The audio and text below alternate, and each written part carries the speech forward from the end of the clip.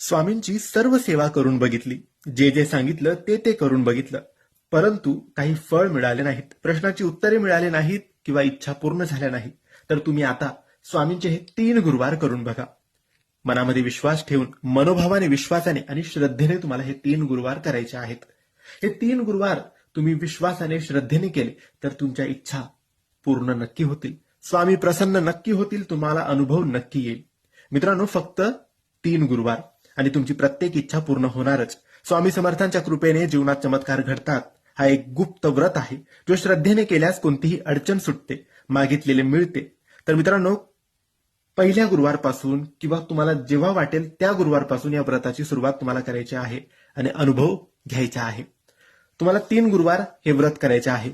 कोणत्याही गुरुवारी काही अडचण, सुतक किंवा काहीही प्रॉब्लेम आली तर मग तुम्हाला नवीन 3 गुरुवार करावे लागतील, हे लक्षात ठेवा. 3 गुरुवार करताना 3ही गुरुवारी उपवास करायचा, फलहार तुम्ही करू शकतात आणि संध्याकाळी रात्री स्वामींना नैवेद्य दाखवून तुम्ही उपवास सोडू शकता. हे झालं उपवास कसा करायचा आणि नियमांचं पालन. नियमांमध्ये तुम्ही व्यसन, मांसाहार या 3 गुरुवारमध्ये करायचं नाही. आता तुम्हाला काय करायचं आहे तर सकाळी लवकर उठायचं, अंघोळ करायची, स्वामींना नमस्कार करायचा आणि स्वामींसमोर स्वामी चरित्र सारामृत या पारायणाचे 7 अध्याय वाचायचे आहेत पहिल्या गुरुवारी. 7 अध्याय वाचल्यानंतर स्वामी समर्थांचा जप, श्री स्वामी समर्थ, श्री स्वामी समर्थ हा जप 3 माळ करायचा आहे, हे पहिल्या गुरुवारी. दुसऱ्या गुरुवारी उरलेले 7 अध्याय वाचायचे आणि 3 माळ स्वामींचा जप. आणि शेवटच्या गुरुवारी शेवटचे 7 अध्याय वाचायचे आणि श्री स्वामी समर्थांचा जप 3 माळ. एकूण 21 अध्याय असतात.